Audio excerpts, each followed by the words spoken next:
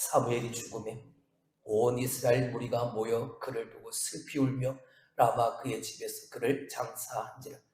다윗이 일어나 바란 광야로 내려가니라. 마온에 한 사람이 있는데 그의 생업이 갈멜에 있고 심히 부하여 양이 3,000마리요 염소가 1,000마리이므로 그가 갈멜에서 그의 양털을 깎고 있었으니 그 사람의 이름은 나발이요 그 아내 이름은 아비가일이라. 그 여자는 총명하고 용모가 아름다우나 남자는 완고하고 행실이 약하며 그는 갈렙 족속이었더라. 다윗이 나발이 자기 양털을 깎는다 함을 광야에서 들은지라. 다윗이 이에 소년 10명을 보내며 그 소년들에게 이르되 너희는 갈멜로 올라가 나발에게 이르러 내 이름으로 그에게 문안하고 그 부하게 사는 자에게 이르기를 너는 평강하라. 내 집도 평강하라. 내 모든 소유의 모든 것도 평강하라. 내게 양털 깎는 자들이 있다 함을 이제 내가 들었노라. 내 목자들이 우리와 함께 있었으나 우리가 그들을 해하지 아니하였고 그들이 갈멜에 있는 동안에 그들의 것을 하나도 잃지 아니하였나니 내 소년들에게 물으면 그들이 내게 말하리라. 그런즉 내 소년들이 내게 은혜를 얻게 하라. 우리가 좋은 날에 왔은즉 내 손에 있는 대로 내 종과 내 아들 다윗에게 주기를 원하노라 하더라 하라. 하나님이 함께 하셨던 왕 다윗에게 부으셨던 하나님의 그 은혜가 오늘도 5번째 시간 하나님의 기쁨의 근원, 하나님이 그의 기쁨의 근원이 되어주셨고 또한 기쁨의 근원 되어지는 하나님의 사람을 보내셔서 위기를 극복하고 넘어설 수 있는 하나님의 그 은혜가, 하나님이 함께 하셨던 왕 다윗에게 주셨던 그 은혜가 오늘도 저와 여러분에게 그렇게 입혀질 수 있길 주님의 이름으로 축원합니다. 할렐루야. 다윗에겐 참 많은 여인이 있었습니다. 처음 그가 사랑해서 결혼한 사울의 딸 미갈은 거의 정략 결혼과 마찬가지였죠. 다윗이 사울에게 미움을 사서 그가 관직에서 쫓겨나게 되어졌을 때 사울 왕이 억지로 이혼을 시켜서 다른 남자에게 그 미갈을 보내버렸습니다. 훗날 다윗이 왕이 되어졌을 때 다시 그 미갈을 찾아오기는 했지만 미갈은 다윗을 존경하지 않았고 오히려 다윗을 조롱할 때도 있었습니다. 또한 바세바라는 여인이 있었죠. 그는 그의 충성스러운 부하의 아내였습니다. 그는 그 여인과의 불륜을 통해서 다윗의 아내가 되었기에 결혼 이후에 다윗에겐 많은 어려움이 몰려왔지.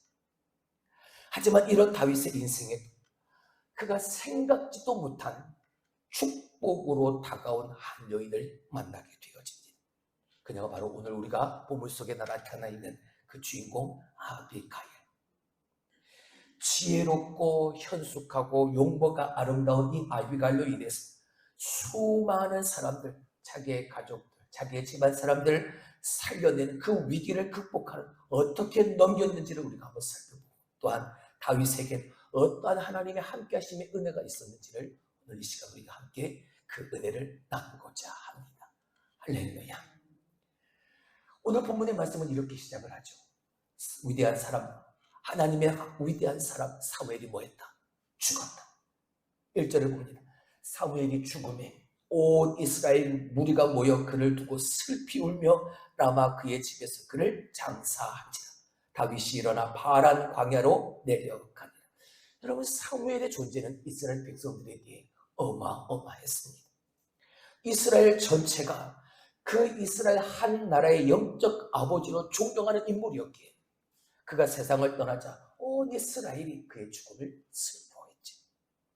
다윗도 지금 비록 그는 쫓기는 몸이었지만 사무엘의 그 장례식에 참여했습니다. 왜요? 장사 지내본 다음에 다윗이 일어나 어디로 갔더라? 파란 광야로 내려갔더라. 다윗은 자신의 영적 아버지와 같은 이 사무엘의 죽음으로 인해 그가 가지고 있는 슬픔은 참 컸을 겁니다. 하지만 그는 그 슬픔을 추스릴 겨를도 없이 장례식이 끝나자마자 이스라엘 본토로부터 멀리 떨어진 파란 광야로 내려갑니다. 사무엘의 죽음으로 인해서 더욱 광기를 부리고 자신을 추적해올 것이 너무나도 뻔한 그 사울을 피하기 위함이었던 거죠. 다윗은 600명이 넘는 부하들을 거느리고 있었기에 항상 부족했습니다. 식량도 부족했고 모든 물자들이 다 부족했지. 그래서 다윗은 바란 광야로 내려갔다가 다시 마온이라는 곳으로 올라옵니다. 근데 그 마온이라는 곳에 누가 살고 있었느냐? 나발이라는 사람이 살고 있었죠. 그는 그 지역이 유지였습니다. 큰 부자였습니다. 3,000마리의 양을 가지고 있었고 1,000마리의 염소를 가지고 있는 큰 부자였지. 근데 또 지금은 어느 때인가? 양털을 깎는 때라고 하고 있습니다. 축제의 기간. 목축을 중심으로 하는 사회에서 양털을 깎는 날은 대대적인 잔치를 벌여서 나를 도와줬던 이웃을 섬기고 또한 나그네를 대접하는 축제의 날이 바로 그 시기였던 겁니다. 그래서 다윗은 그 나발에게 10명의 소년들을 보냅니다. 다윗은 이들에게 광야에 있을 때 자신이 나발의 목장에 해를 끼치지도 않았고 오히려 목자들도 그리고 양 한 마리 잃어버리지 못하도록 지켜주었다는 사실을 다시 한번 일깨워주죠. 그게 5절에서 7절 말씀입니다. 좀 길죠? 제가 천천히 읽어드릴게요. 다윗이 이에 소년 10명을 보내며 그 소년들에게 이르되 너희는 갈멜로 올라가 나발에게 이르러 내 이름으로 그에게 문안하고 그 부하게 사는 자에게 이르기를 너는 평강하라. 내 집도 평강하라. 내 소유의 모든 것도 평강하라. 내게 양털 깎는 자들이 있다 함을 이제 내가 들었더라. 내 목자들이 우리와 함께 있었으나 우리가 그들을 해하지 아니하였고 그들이 갈멜에 있는 동안에 그들의 것을 하나도 잃지 아니하였나니. 그랬거든. 광야에서 이 나발의 목동들을 그리고 그 양들을 그냥 지켜주었습니다. 근데 다윗의 이 행위가 무언가 대가를 바라고 보상을 바라고 광야에서 그렇게 한 것이 아니었습니다. 말씀드렸죠. 지금 다윗은 비록 쫓겨다니는 신분이었지만 그의 마음속엔 어떤 마음이 있었다? 왕의 마음을 가지고 있습니다. 그러니까 그 왕의 마음을 가지고 있는 다윗이 그의 백성들, 나발, 그의 백성들을 돕고 지키는 그 마음으로 그렇게 행했던 겁니다. 하지만 다윗에게 지금 거느리고 먹여 살려야 될 600명이 넘는 자기의 식구들이 있었어요. 그건 다윗의 책임이었죠. 다윗의 이 무리는 사무엘의 죽음 이후에 더 무서워진 사울의 추격을 피하느라고 도망 다니라고 많이 지쳤고 많이 배고팠습니다. 마침 양털을 깎는 날이라고 하니까 부유한 나발의 집에 도움을 10명의 소년들을 보내서 청중하게 요청한 겁니다. 8절을 보게 되어지면 뭐라고요? 내 아들 다윗에게 주기를 원하노라. 나발을 아버지의 위치에 올려놓는 거죠. 네 아들. 그리고 다윗은 아들의 자리로 내려오는 겁니다. 그렇게 말하면서까지 정말 이스라엘 한 나라의 장군으로서의 자존심을 다 버리고 겸손히 나발에게 요청한 겁니다. 생판 모르는 남도 융숭하게 대접하는 축제의 날이었습니다.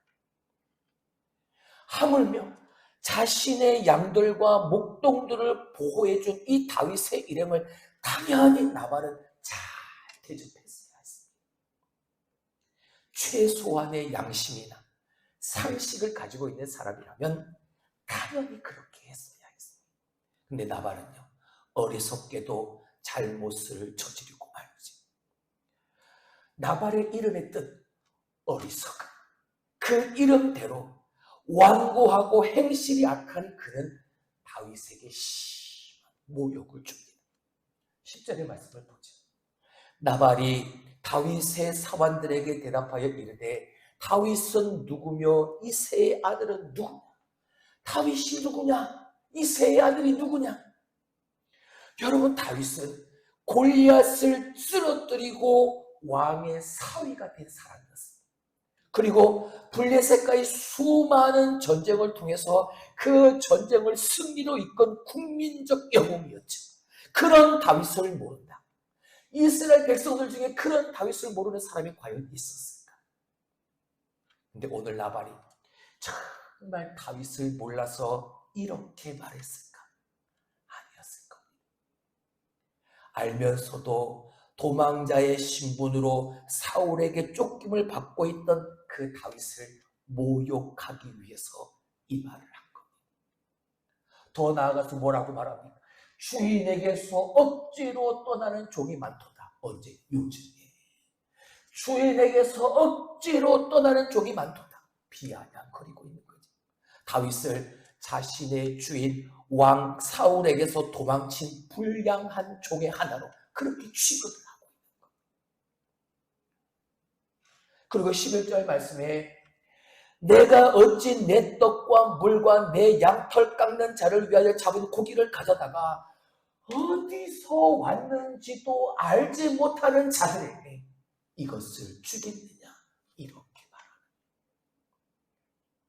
부패한 사울에겐 아부하고 있고 광야를 방황하는 다윗의 그 곤고한 처지를 이 나발은 멸시하고 있는 거예요.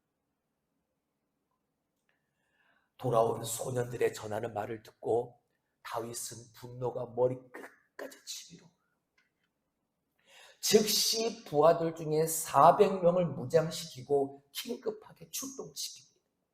다윗의 눈에 불이 났습니다. 선을 악으로 갚는 이 배은망덕한 나발을 그는 철저히 응징하기 위해서 400명의 군사를 거느리고 나발의 집을 향해 달려가고 있습니다. 다윗은 이미 분노로 그의 이성을 잃어버린 상태였습니다. 그날 밤 나발의 집을 쳐서 아침까지 남자는 단 한 명도 살려두지 않을 때다 작정하고 달려갔습니다. 400명의 군사를 보냈으니 하룻밤 사이에 나발의 집은 피바다가 될 수밖에 없었죠. 여러분 어떻습니까? 지금까지 우리가 살펴본 다윗 왕과의 모습과 오늘 본문의 다윗 왕의 모습은 참 다릅니다. 너무나도 낯설게 느껴지죠. 지금까지 어떤 일이 있었습니까? 다윗은 자신을 배신했던 그일라 사람들이나 십광야의 사람들 어떠한 방법으로도 보복하지 않고 그냥 조용히 그들을 떠났던 사울 왕을 죽일 수 있었는데도 죽이지 않았던 다윗, 자신의 감정을 절제하고 하나님의 용서의 마음을 철저하게 실천하는 너그러운 사람의 모습이었죠. 근데 오늘은 왜 이렇게 그가 분노했을까? 왜 이렇게 화가 잔뜩 났을까? 다윗이 누구냐? 이새의 아들이 누구냐? 다윗의 자존심을 짓밟았기 때문이었습니다. 골리앗을 시작으로 해서 수많은 전쟁을 통해서 나라를 지켜낸 장군을 그저 이름 없는 시정 잡배 중에 하나로 그렇게 취급합니다. 게다가 주인을 배신한 종이라고 어디서 왔는지 알지 못하는 자로 그렇게 취급을 해버려요. 안 그래도 다윗은 지금 자신의 인생의 멘토였던 사무엘이 죽어서 그의 마음이 참 힘들고 슬펐습니다. 너무나도 괴롭고 무거웠습니다. 내가 구해주었던 저 그일라 백성들이나 십지파의 사람들의 배신도 그는 다 참아냈습니다. 사울 왕을 죽이지 않고 살려준 뒤로 이 다윗의 마음속에 일어나는 내적 갈등도 완전히 해소되지 않은 채였습니다. 600명이나 되는 부하들을 데리고 식량도 없이 여기저기 도망다니는 자신의 지금 이 상황이 자신의 처지가 주는 스트레스가 어마어마했습니다. 이런 힘든 상황에 그래도 같은 지파, 같은 백성인 나발의 양들을 내가 잘 보호해 주었으니까 내가 나발에게 요청하면 나발은 나에게, 우리에게 도움을 더해 주겠지. 근데 나발은 고마워하기는커녕 다윗을 무시하고 다윗을 모욕하고 있으니까 다윗은 그러한 힘든 상황에 폭발을 해버려요. 여러분, 오늘 우리도 혹시 다윗처럼 억울하게 당하고 짓밟힌 자존심에 화가 나 있지는 않습니까? 지금 내 앞에 있는 저 나발에게 칼을 휘두르려고 하고 있지는 않습니까? 만약 그렇다면 오늘의 이 말씀은 그런 나를 진정시키시는 하나님의 은혜의 말씀입니다. 이렇게 서슬퍼런 이 다윗의 분노를 진정시킨 사람은 다윗과 함께 했던 부하도 아니었습니다. 제3자, 무지한 어리석은 저 나발의 아내 아비가일이었습니다. 하나님은 그 아비가일을 통해서 역사하셨던 겁니다.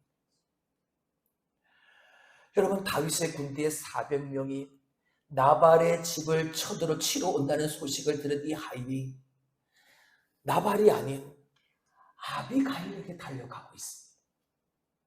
그리고 그 아비가일에게 일어났던 모든 일을 다 설명합니다. 그동안 다윗에게 어떠한 은혜를 입었는지, 그런 은혜를 입었음에도 불구하고 그럼에도 나발이 다윗의 사람들을, 다윗을 어떻게 모독했는지 다 고했습니다.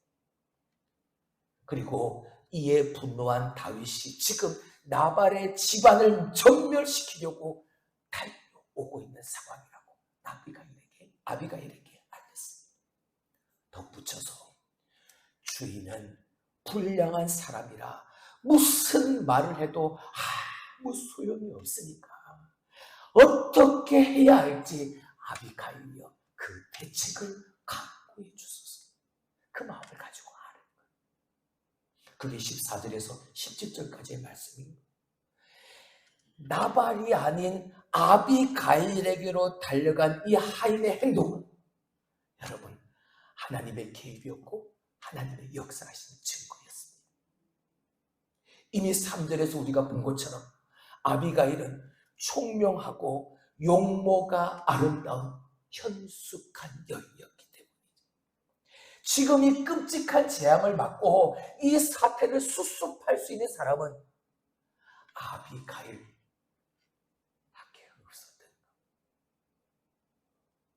이 소식을 들은 아비가일이 어떡합니까? 급하게 음식을 만들지. 근데 여러분 400명, 600명이나 되는 사람들을 먹일 수 있는 그 음식을 만들기 위해서 얼마나 많은 재료들이 필요하겠습니까? 근데 지금의 때가 어느 때라고요? 축제의 때라고요. 그러니까 넉넉했던 거죠. 급하게 600명의 식사를 준비할 수 있을 정도로 넉넉했던 거죠. 그리고 그 음식을 준비해서 음식과 하인들을 먼저 다윗에게로 보냅니다. 그리고 자기는 그 뒤를 따라가죠. 여기서 우리는 지혜로운 이 여인 아비가일의 모습을 보는 겁니다. 지금 다윗은 자기를 거지 취급하는, 이름도 없는, 어디서 온지도 알지 못할 정도 그렇게 취급하는 그 나발에게 자존심이 상해서 분해 있다는 것을 이 아비가일은 알았던 거예요. 그래서 음식을 하인들을 먼저 보내는 거예요. 근데 정말 긴박한 이 상황에 다윗은 나발의 집을 향해 달려오고 있고 아비가일은 그 다윗이 오는 그 길로 마중을 나가고 있었죠. 근데 그 절박한 상황, 그 중간 지점에서 이 둘은 극적으로 만나게 되어집니다. 다윗에게 귀한 손님에게 대접하듯 음식을 먼저 풍성히 보내므로 아비가일은 무언의 메시지를 보낸 겁니다. 이러한 음식으로 대접받을 만큼 당신은 존귀한 사람입니다. 이런 무언의 메시지가 담겨있던 행동이었던 거죠. 나발은 뭐 했는데요? 무시하고 멸시하고 모욕했는데 아비가일은 지금 다윗이 분노한 그 이유를 알고 당신은 이런 대접을 받아도 충분하다. 당신은 그런 존귀한 사람입니다. 풍성한 음식을 보내고 하인을 보내며 이 무언의 메시지를 먼저 전달한 것. 23절을 보게 되어지면 중간에 그 절박한 상황 가운데 이 다윗과 아비가일이 만나게 되어집니다. 다윗을 보자마자 나귀에서 내려서 그 앞에 엎드려 얼굴을 땅에 댑니다. 그리고 다윗을 말합니다. 내 주여, 내 주여, 내 주여. 몇 번이나 반복해서 다윗을 내 주라고 고백합니다. 그렇습니다. 여러분, 우리는 무슨 말을 하느냐보다 더 중요한 것은 어떻게 말하느냐입니다. 아비가일은 다윗을 높였습니다. 그리고 자신은 한없이 낮추었습니다. 겸손함으로 말합니다. 그리고 다윗은 아비가일은 이제 이 분노한 다윗을 지혜롭게 설득해 가지. 분노해서 이성을 잃고 있는 이 다윗에게 하나님은 지혜로운 여인 이 아비가일을 통해서 말씀하고 계셨던 겁니다. 그게 25절, 26절 말씀이죠. 같이 한번 보실까요? 원하옵나니 내 주는 이 불량한 사람 나발을 개의치 마옵소서. 그의 이름이 그에게 적당하니 그의 이름이 나발이라. 그는 미련한 사람. 요정은 내 주께서 보내신 소년들을 보지 못하였나이다. 내 주여 여호와께서 살아계심을 두고 맹세하더니 내 주도 살아계시거니와 내 주의 손으로 피를 흘려 친히 보복하시는 일을 여호와께서 막으셨으니 내 주의 원수들과 내 주를 해하려는 자들은 나발과 같이 되기를 원하나이다. 여러분, 쉽게 이 말씀을 이렇게 표현하면 제 남편 나발은 그냥 이름 그대로 불량하고 무지한 자입니다. 그러니까 그런 자를 당신께서 상대할 가치도 없습니다. 하나님께서는 그런 자를 벌하시는데 당신의 칼을 더럽히지 말라고 나를 보내서 막으시는 겁니다. 당신의 모든 원수들과 함께 나발도 하나님의 심판을 반드시 받을 겁니다. 이렇게 지혜롭게 말을 하는 겁니다. 아비가일은 남편의 죄가 죽어 마땅하다는 걸, 그리고 다윗이 지금 이렇게 화를 낼 만하다는 사실이었다는 걸 깨끗하게 먼저 인정하고 무릎을 꿇고 얼굴을 땅에 겸손함으로 다윗을 높이며 이렇게 말하고 있다. 이로 인해서 다윗의 분노는요, 저 식어갔던 거죠. 가라앉았던 거죠. 이어 아비가일은 다윗에게 하나님이 가지고 계신 다윗을 향한 큰 그립을 이 아비가일이 다윗에게 공언을 합니다. 28절, 29절을 봅니다. 주의 여정의 허물을 용서하여 주옵소서. 여호와께서 반드시 내 주를 위하여 든든한 집을 세우시리니. 할렐루야. 여기서 여호와께서 반드시 내 주를 위하여 든든한 집을 세우신다. 무엇을 의미하는가요? 여기서 집은 뭘 말하고 있는가요? 하나님께서 다윗을 통해 세우실 이스라엘의 새 왕조를 말하는 거죠. 이는 내 주께서 여호와의 싸움을 싸우시며 내 주의 일생에 내 주에게서 악한 일을 찾을 수 있다 없다 없음이니이다. 사람이 일어나서 내 주를 쫓아 내 주의 생명을 찾을지라도 내 주 다윗 왕의 생명은 내 주 다윗 왕의 하나님 여호와와 함께 생명싸개 속에 쌓여 있을 것이요 내 주의 원수들의 생명은 물매로 던지듯 여호와께서 그것을 던지시리라.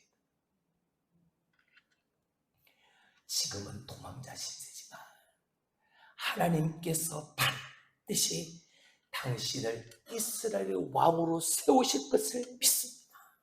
그리고 하나님은 새 역사를 이루어 가실 것입니다.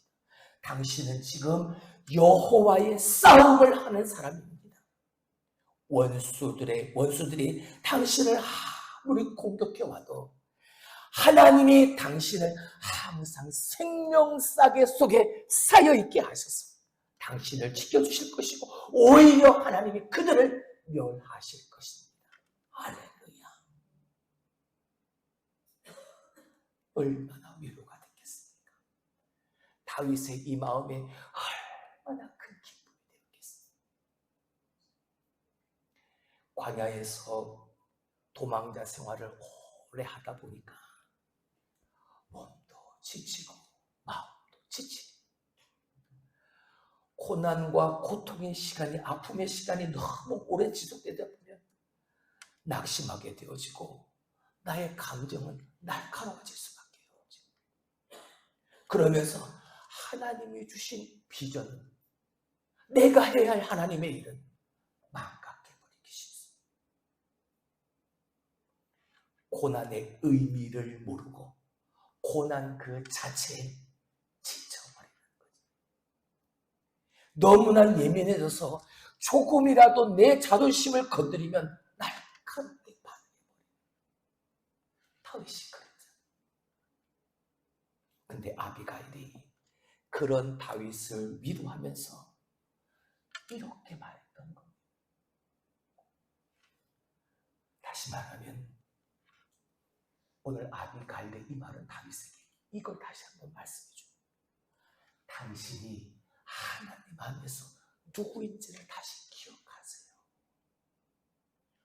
하나님의 사람으로서의 정체성, 이걸 다시 가르치켜 주는 거였어요. 당신이 하나님 안에서 어떤 존재인지를 기억하세요. 당신은 지금 여호와의 싸움을 싸우는 사람이에요. 어떤 원수가 당신을 채려고 달려들어도 하나님이 당신을 항상 생명싸개 속에 쌓여있게 하시고 당신을 지켜주실 거예요. 원수들을 하나님이 다 멸하여 주실 거예요. 어쩌면 오늘 우리가 들어야 될 메시지인 것. 성경은 분명히 우리가 저 사망의 음침한 골짜기로 지날 것이라고, 그렇게 성경은 우리에게 분명히 말합니다. 근데 사탄은 우리의 마음속에 아니야, 너희는 계속 거기에 머무르게 될 거야, 그럴 수밖에 없어 라고 말하면서 그 사망의 음침한 골짜기, 그 고난, 어려움을 나의 정체성으로 만들어가 버립니다. 다윗, 너 광야에 있네. 그래, 너는 정치범이고 너는 도망자야. 앞으로도 너는 그렇게 계속해서 살 수밖에 없을걸. 어차피 버린 인생인데 뭐 어때? 저 나발 같은 인간 좀 죽이면 어때? 그동안 쌓인 화를 이참에 확 풀어버려. 여러분, 다윗, 사탄은 그 마음을 파고드는 것, 그 틈을 파고드는 것. 이때 우리는요, 기도해야 하는 겁니다. 마귀의 이 달콤하고 절망적인 이 소리에 우리는 뿌리칠 수 있어야 합니다. 아니야, 지금 힘든 시간을 나는 보내고 있지만 난 여기에 머물러 있지 않을 거야. 하나님은 내가 보배롭고 존귀한 존재라고 하셨어. 나를 지명하여 너를 특별하게 불렀다라고 하셔서 너는 왕같은 제사장이요 거룩한 나라 하나님의 소유된 백성이라고 하나님이 내게 말씀하셨어. 땅끝까지 이르러 하나님의 복음을 전하는 증인이 될 것이라고 하셨어. 그러니 사탄아 물러가라. 이게 되어야 한다. 그렇습니다. 우리가 하나님 안에서 어떤 존재인지를 아는 것, 여러분, 이것이 우리가 오늘을 함부로 살지 않는 힘이 되어질 수 있는, 아비가일이 오늘 다윗에게 말하고자 했던 것이 바로 이것. 살면서 우리는 나발 같은 사람들을 수없이 만납니다. 그럴 때마다 목사인 저도 욱하는 것을 참지 못하고 폭발할 때가 있습니다. 그러나 하나님이 쓰시는 왕같은 제사장인 내가 마주치는 저 모든 나발 때문에 내가 화를 내고 내가 같이 싸우면 나도 나발과 같은 수준이 될 수밖에 없습니다. 다윗이 나발에게 분노해서 다윗이 하려고 했던 대로 했다면 다윗은 나발과 똑같은 수준이 될 수밖에 없었어요. 마귀가 원하는 것이 바로 그 그림이었던 거예요. 이제 감정을 가라앉힌 다윗이 아비가일의 지혜로 말미암아 그 영적 회복력을 다시, 영적 분별력을 다시 회복합니다. 그리고 다윗이 나서지 않았음에도 불구하고 하나님께서 직접 그 어리석고 무지한 나발을 심판하시는 걸 보게 되었지. 36절 38절의 말씀, 아비가일이 나발에게로 돌아오니 그가 왕의 잔치와 같은 잔치를 그의 집에 배설하고 크게 취하여 마음에 기뻐함으로 아비가일이 밝는 아침까지는 아무 말도 하지 아니하다가 아침에 나발이 포도주에서 깬 후에 그의 아내가 그에게 이 일을 말하되 그가 낙담하여 몸이 돌과 같이 되었더니 한 열 후에 여호와께서 나발을 치심에 그가 뭐였더라. 할렐루야. 하나님은 이렇게 나발을 심판하셨습니다. 하나님이 함께하는 왕 다윗을 모욕하고 조롱했던 나발을 하나님은 이렇게 심판하셨습니다. 근데 이와는 대조적으로 아비가일은요, 다윗의 아내가 되어달라는 요청을 받습니다. 장차 왕의 아내가 되어지려는 것이지. 믿음의 보상이 이렇게 영광스러운 것. 다윗이 예수 그리스도를 예표한다면 아비가일은 교회를 예표하는, 교회는 예수 그리스도의 신부니까. 교회는 그리스도의 신부로서 신랑 되신 그리스도와 하나 되는 존재입니다. 그리고 주님은 그 교회의 머리가 되시죠. 그러니까 교회는요, 그 앞에 항상 겸손히 엎드려야 하는 것이고 그 말씀에 항상 순종해야 하는 것이죠. 아비가일의 모습이 그 교회의 모습이요. 다윗의 혼인 요청을 전하는 사자 앞에, 그 사자 앞에서도 아비가일은 얼굴을 따개다 대. 그 정도로 자신을 낮추는 것, 겸손한 것. 그리고 다윗의 그 요청에 즉시 일어나서 나귀를 탈 정도로 그는 순종적이었습니다. 겸손과 순종. 그리고 다윗을 내 주라고 부르며 전적인 헌신을 다윗 왕에게 고백했지. 비록 지금은 볼품없는 도망자 신세의 다윗이었지만 훗날 그가 왕이 될 것을 그는 의심하지 않고 축복하며 믿었던 것. 그 믿음의 결과가 영광스러운 이 모습으로 나타나는 것.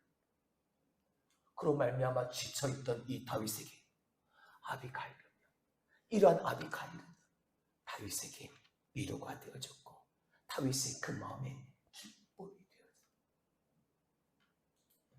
아비가일, 그 이름의 뜻이요, 기쁨의 그. 다윗은 나발이 죽었다는 소식을 듣고 이 상황 속에서 하나님을 찬양합니다. 순간 분노를 억누르지 못하고 하마터면 두고 후회할 죄를 지을 뻔했던 자신을 하나님께서 아비가일을 통해 지켜주셨음을 깨닫게 되어지죠. 하나님이 함께 하셨던 왕 다윗에게 기쁨의 근원되는 아비가일을 보내셨습니다. 비록 인간의 생각과 감정이 앞선 그 모습 속에서도 항상 하나님이 함께 하시는 삶을 살면 마귀가 역사하는 틈이 아닌 기쁨의 근원 되는 하나님의 사람을 통해 내가 하나님 안에서 어떠한 존재인가, 내가 누구인가를 분명하게 다시 깨닫게 하는 은혜가 이 삶을 살게 하십니다. 사랑하는 성도 여러분, 우리가 그 은혜의 주인공이 될 수 있기를 주님의 이름으로 축원합니다.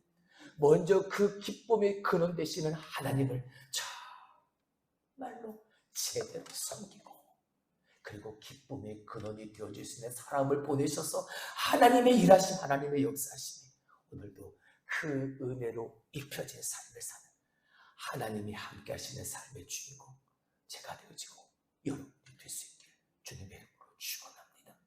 기도합니다.